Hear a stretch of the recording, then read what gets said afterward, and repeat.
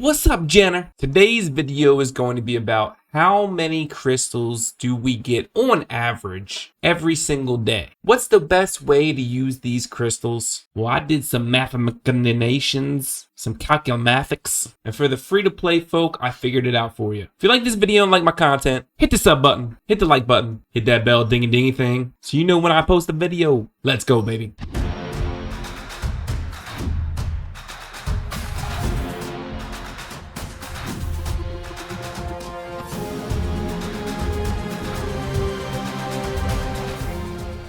Tip of the day. If you're free to play, don't ever spend your crystals on summons. Ever. By the way, I'm waiting for one of the last days for the Pioneer Raid Up summon. You see all the summons I got, right? This is all from main story or area exploration, events. I'm doing a summon session to get that Water Pioneer. I got tons of other summons too. I'm waiting to pull the trigger and it's so hard. So here were the results of the vote I posted on YouTube and today's topic, and that's why we're talking about this today. Rune's video is coming up next. So I tallied up how many crystals we get every day, and that's with all content current. And I was actually surprised on how many crystals we get and how much you can spend every day. Because I think one of the main complaints from a lot of people is that a lot of farming is capped. I do agree to some point, but there is other farming you can do. The total amount of crystals that you obtain every day is on average 685. Now I say on average because it mainly depends on your arena rank and how much AFK farming you do. I'll show you how I got to that. First, the daily challenge. You get 300 crystals by doing repeat requests. Now there's a weekly challenge that you get 600 crystals from doing repeat requests. I divided the 600 crystals by 7, and that's roughly 85 crystals. So we're at 385. You get 20 from the shop every day, 405. Let's just say the average free-to-play player is going to be always in gold 3. We gotta average this out, right? I can't do this for every single person in the world. I used gold 3 for an average for everyone because the season reward of gold 3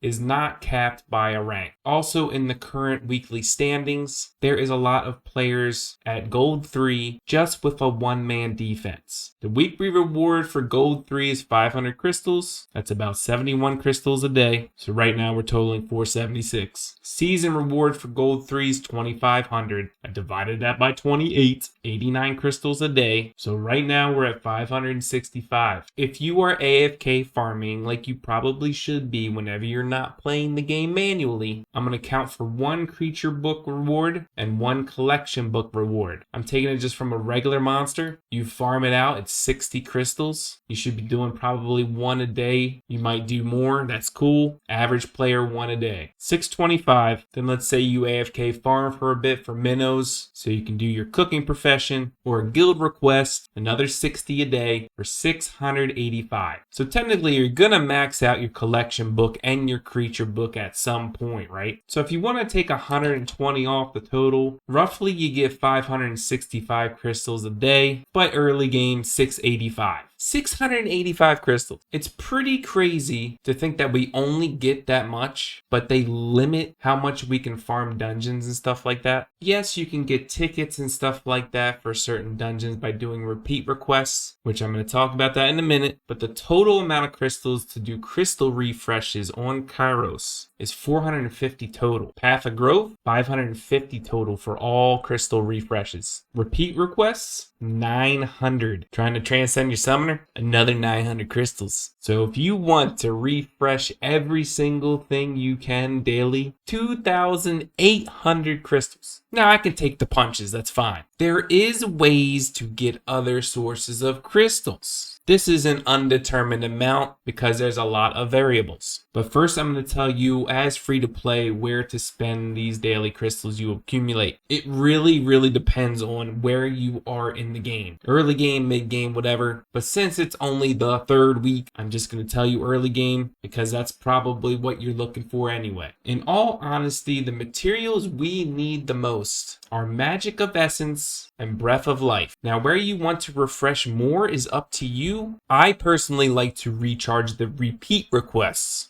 I like to do this twice. That's a total of 450 crystals. However, this will get me Breath of Life's or Yarn, which I'll talk about in a minute. Farming Breath of Life will also give me Path of Growth tickets, so I'll be able to use those tickets instead of recharging. So I'll do 2 refreshes on repeat requests. That's 450 crystals. And then I typically recharge about once or twice on Hall of Magic, because you just need a ton of magic essence. It's crazy. All right, now let's talk about the extra one-time places where you get crystals. The main story, area exploration, the area dungeons. There are 5 areas.